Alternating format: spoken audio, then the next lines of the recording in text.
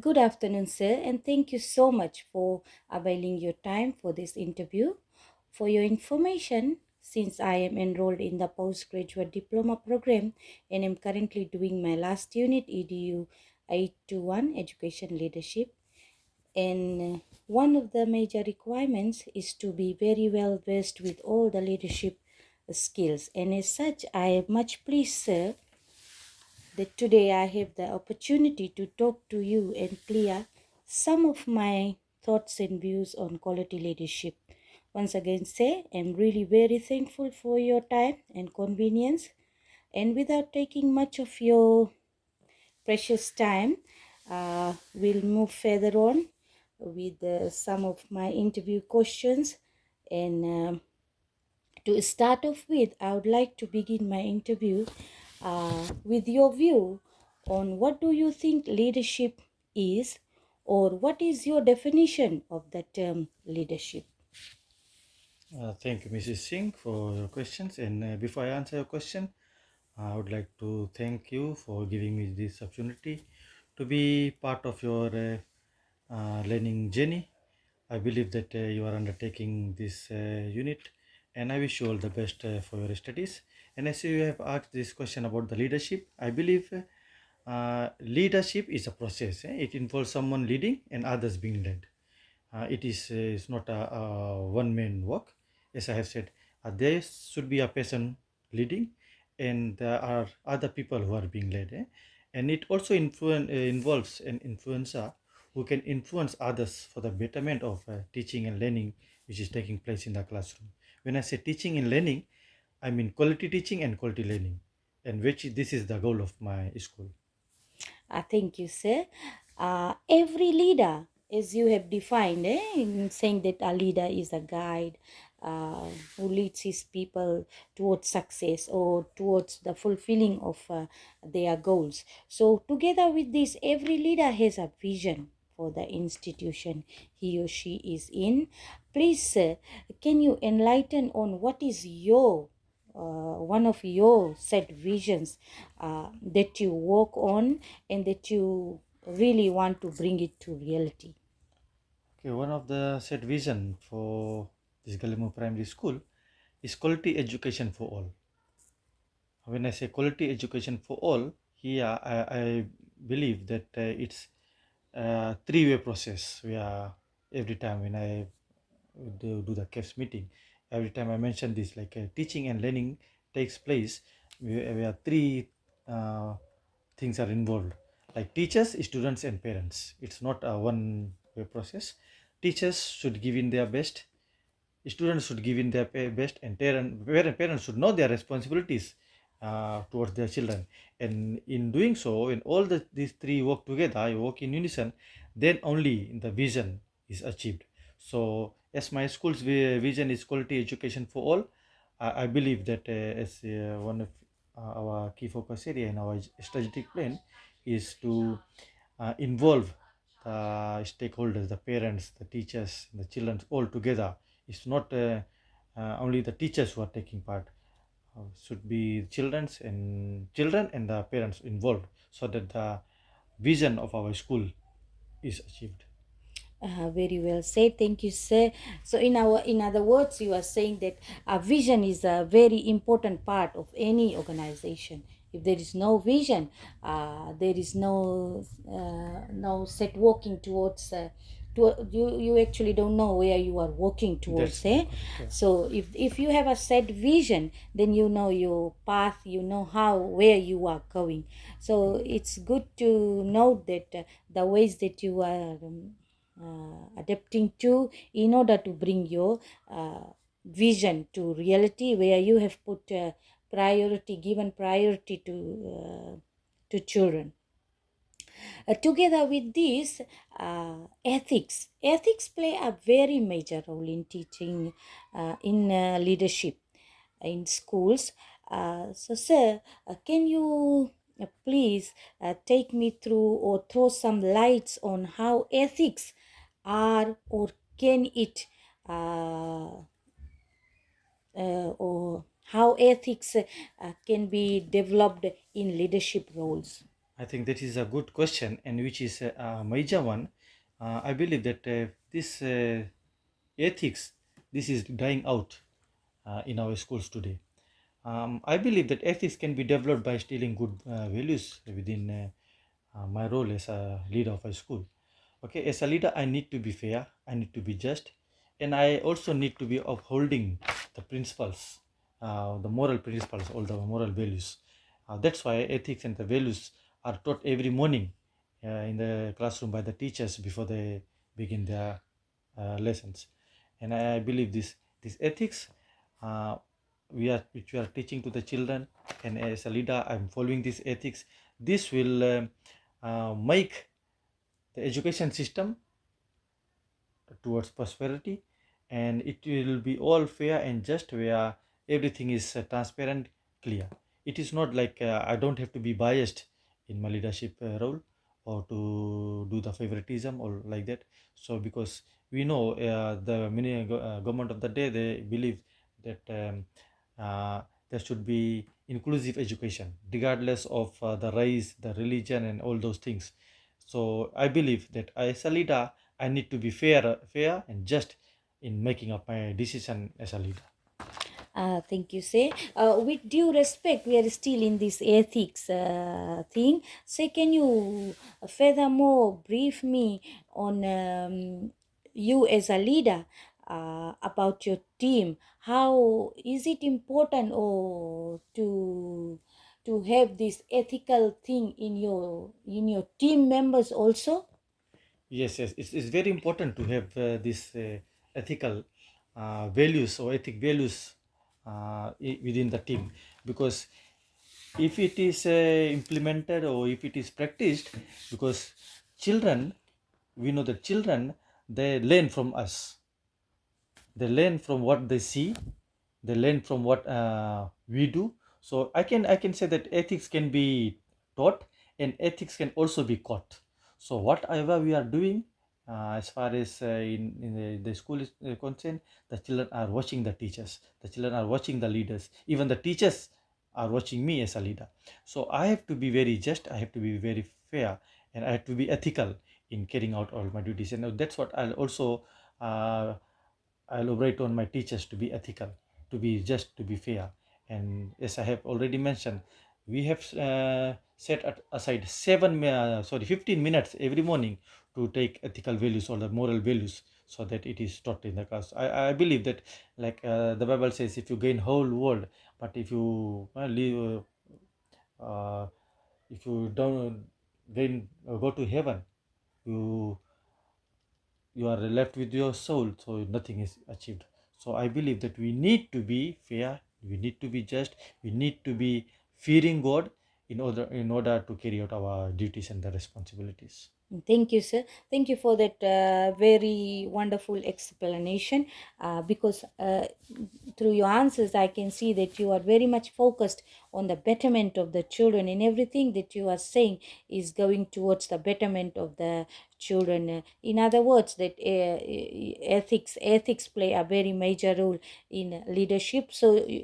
What you are saying is that whatever you are portraying, your teachers are copying that, and then from your teachers your children are copying that, and in a way the whole school is benefiting in this. As a leader, sir, what do you believe on as these two goes, like leaders are born and not made, or leaders are made and not born? What do you think on the first phrase, as leaders are born and they are not made? Leaders are born, they are not made. Leaders are born. I believe that that concept is where the inheritance come. When that is like a traditional way where the chief was the leader, and the son inherits that leadership quality. So that means leaders are born. But I think I don't go for it. I don't go for the leaders are born, because that doesn't give opportunity for other people, those who have good qualities within them, to be the leaders. So yes, leaders are born, not made. I think there's no chance given to others to be the leaders. Only those in the blood, like if they, like traditional way, when the chief, there is the chief, the son becomes the leader, son becomes the next chief. So others are not given chance. what I think is meant by leaders can be born, not made. So, looking at your answer, I can figure out that you are for that leaders are made and they are not born.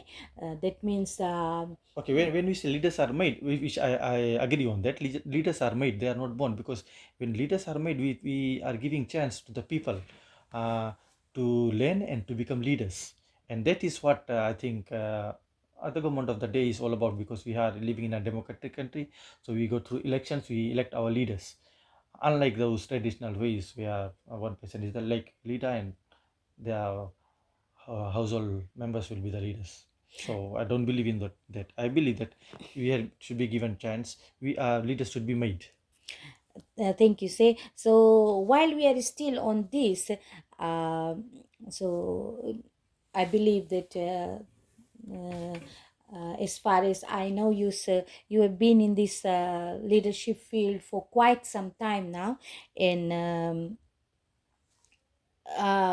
being in this field for so long, you have gained so much experience in being a leader, and that's why you are voting for that leaders are made and they are not born. uh, so since the day of your election, since the day of you being elected as a leader until today, you must have seen the changes from the first day till now, how you have molded yourself. I think I can come up my yeah.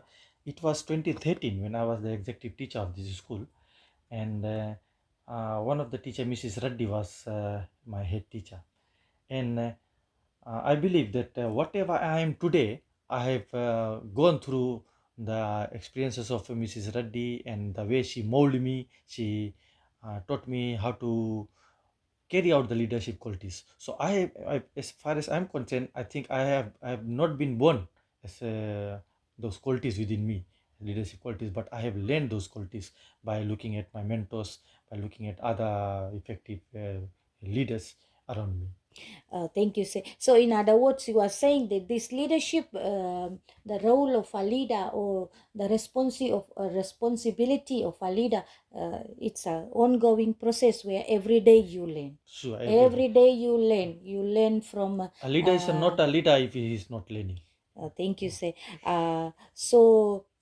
Uh, Thank you for that very well explained answer where you have supported that leaders are made and not born, and which I can see working with you, how you carry out your responsibilities. Moving on further, say, our leader's way of providing direction, implementing plans, and motivating people in situations like it is all different for every leader. They are not same. The way one leader may provide direction, implementing plans, and motivating people may be different from another leader. However, this is the leadership styles, different leadership style. So how do you prefer to do the above as a leader? Thank you very much. I think I'm very fortunate that when I went through the school system, the leaders that I came across or I have been under them, they were very supportive. They were very, what to call, acceptable to the changes. So they were not authoritative. So what I have learned from my mentors or my leaders, that for me to implement any plan or to motivate my teachers to carry out anything, my approach is simple. I need to be a democratic where I should be involved my teachers as a unit. Okay, whatever I want to implement in the school, whatever I want to carry out in the school, I make sure that my teachers, they are responsive, they are willing to accept those things, to implement those.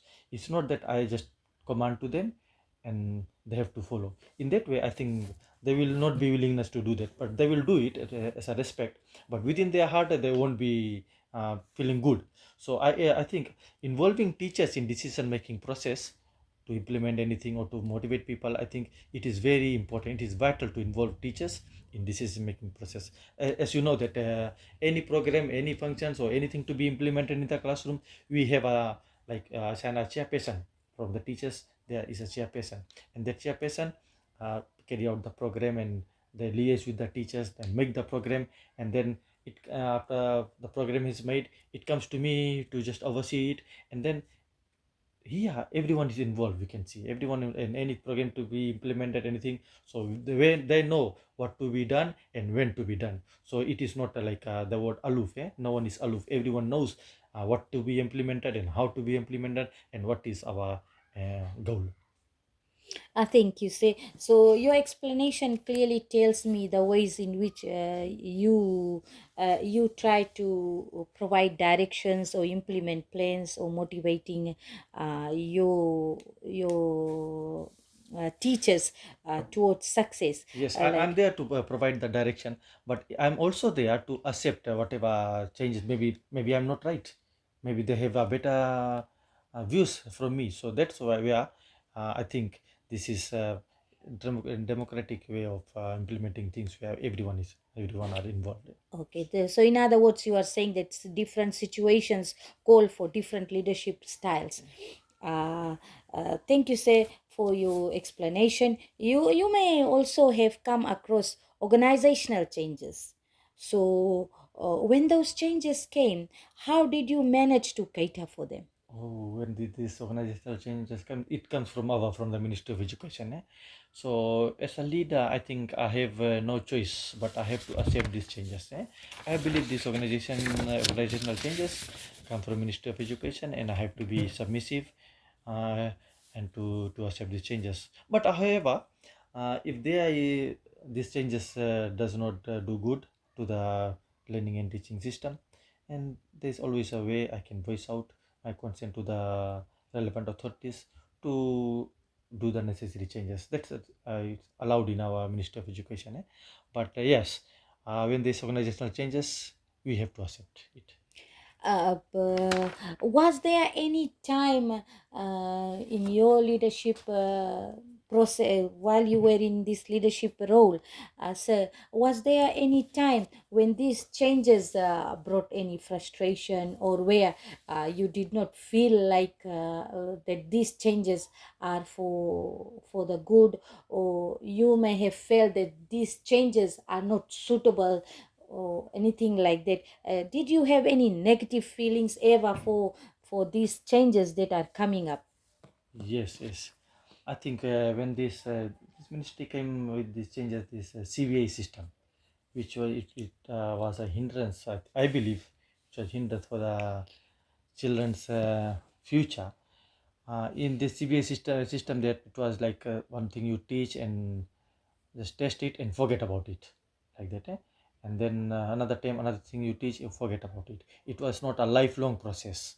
So yeah, we had to accept the changes, but we teachers and many teachers, they voice out their concern, and slowly it did the knocking of the education office door, and then they abolished it, they solved it, and now we are now back to normal.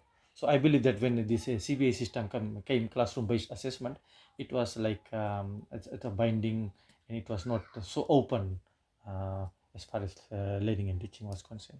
I think you say in the process you may also have come across challenges with your external or internal. So how were you able to tackle them? Your internal, external challenges and your internal challenges. What sort of challenge you mean external? External, I mean, like from outside, like from the your ministry, like outside your school, right? All those external challenges. For example, MOE giving you this change to cater for, or your community having Oh yes, sure. some Some of the issues. like as you know that OTA problem is OTA issue in our school. Eh?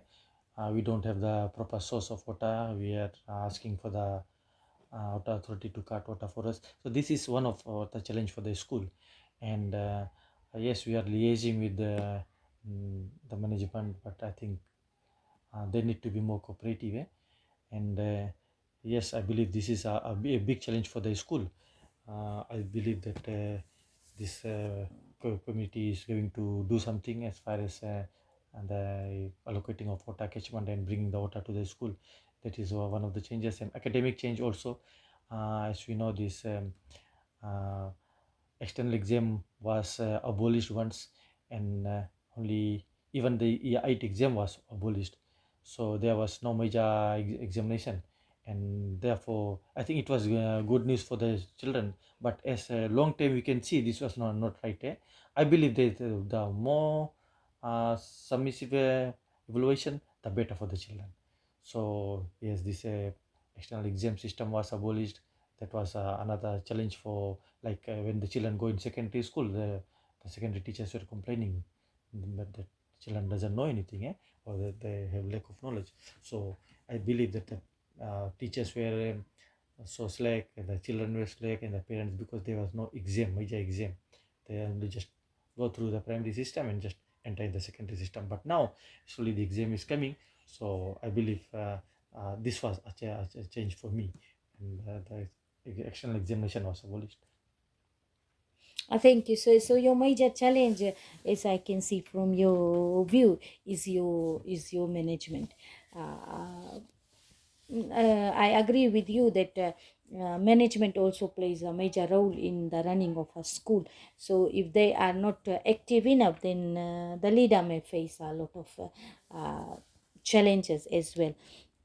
So while we are still in this, sir, can you elaborate furthermore on how you lead as a leader, how you lead your team, so that with this water challenge that you have in your school, you positively bring your staff together towards facing this challenge.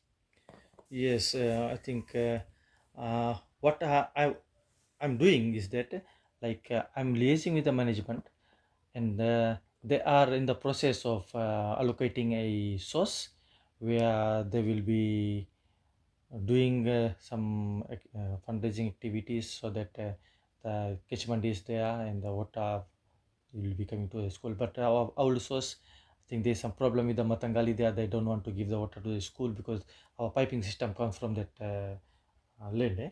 So yes, it is a challenge, and I just keep telling my teachers, because uh, I know is the God is there to provide. So we have the river nearby. So sometimes I feel sorry for the children, because they have to wash the toilet. They have to bring the water in the bucket, and sometimes this water card system are late to our school, and the toilet smells bad. So this is another complaint by the teachers. But yes, we understand our situation, and I think the new management is there, and hopefully we are going to do something, and I know the good Lord is there. He will make a way for us.